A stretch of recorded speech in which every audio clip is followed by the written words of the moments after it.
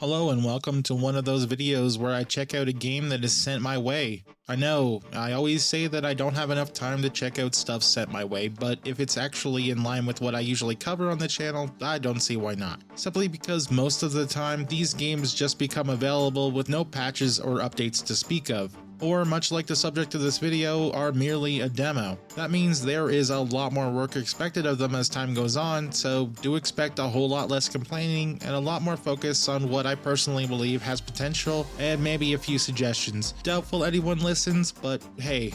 Today's game is MetalMercs, a fan-made game sent to me by Jay. So Jay, hello, if you're seeing this, I played your game. It seems as if Jay has been yearning for an adventure in the battletech universe, less like the more recent Harebrained Schemes game and far more along the lines of something like Crescent Inception and Deception.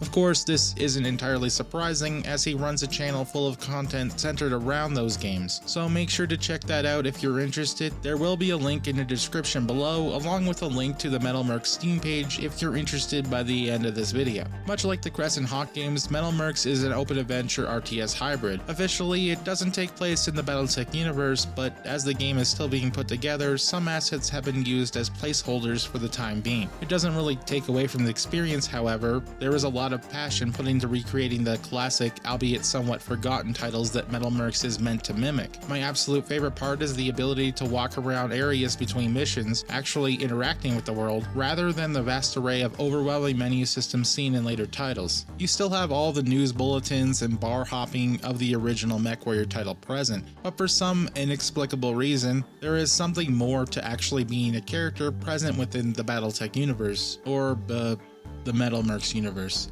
Now, if you're looking for a particularly deep combat experience, I wouldn't look here. MetalMercs basks in its fast and simple excursions, rather than drawing from something like MechTech's literal battletech simulator. This is an RTS, where you basically select units and tell them where to go and what to do. While the Mech Commander games did have a far better paint job, they still played almost identically to this, with units simply acting out simple orders and attacking from certain ranges. MetalMercs also has a special move system of sorts that activates when a mech pilot deals a certain amount of damage to enemies. It allows for something very similar to the original VAT system from the Fallout series, but with a few extra effects that can sometimes turn the tide of battle in a player's favor. While I was a little turned off by the simplicity at first, I found it really good for quick play action. And once I got into the swing of completing missions, repairing, buying mechs, and so forth, I started to appreciate being able to press through a mission in minutes, rather than struggling through an encounter that might not always turn out in my favor. At least if I lost a mission here, I wasn't going to lose a lot of my real life time as well.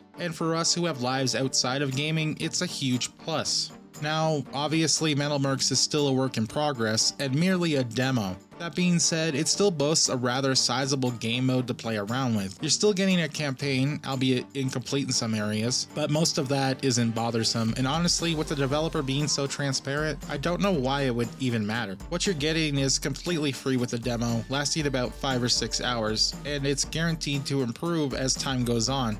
Or I'd like to say it will. Personally, the developer's passion is really evident. If I only have one suggestion though, it would be to find some consistency in the music style. Honestly, aiming for a more DOS-styled soundscape would further push the game forward, and it might just be stupid, but possibly applying one of those filters that help churn all that smoothness into crunchy pixel goodness. I personally will be keeping an eye out for this one, and I think you should too. Thanks again to Jay for sending this one out to me, and I hope to make a video on a more full and completed version as time goes on. Of course, again, the Steam link is in the description below. You can also check out Jay's channel for lots of this game being made and tons of Crescent stuff. I'm Kei-Nova, and I'll see you in the next one.